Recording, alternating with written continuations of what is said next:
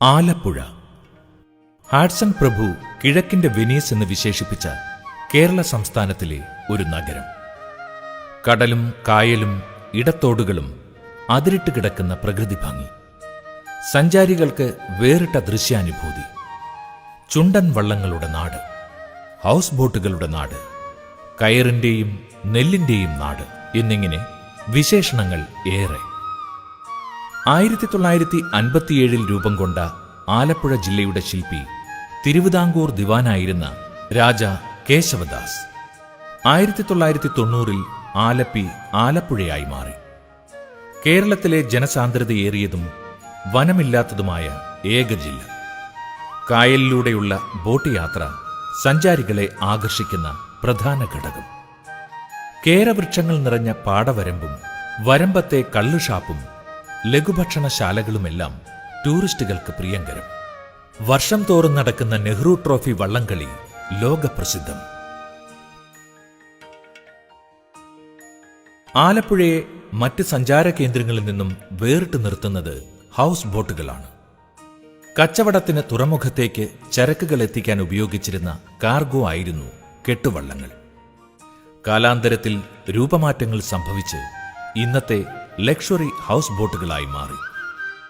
വളരെ ഹൈജീനിക്കായ bedroom, attached bathroom, kitchen തുടങ്ങിയ എല്ലാ സൗകര്യങ്ങളും ഒരു ഹൗസ് ബോട്ടിലുണ്ട്.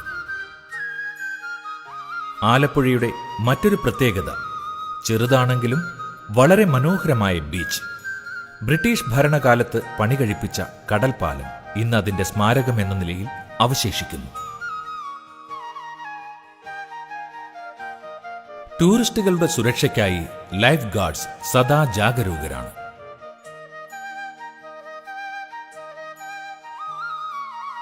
ധാരാളം കയർ ഫാക്ടറികളുള്ള സ്ഥലമാണ് ആലപ്പുഴ. കയർ ഉൽപ്പന്നങ്ങൾ രാജ്യത്തിന്റെ പല ഭാഗങ്ങളിലേക്കും കയറ്റി അയക്കുന്നു. കയർ ഉൽപ്പന്നങ്ങളുടെ ചെറുകിട വ്യവസായങ്ങളും ധാരാളം നടക്കുന്നു. So it's just a day. I haven't seen much, but I saw some boat house and it's quite cool to say.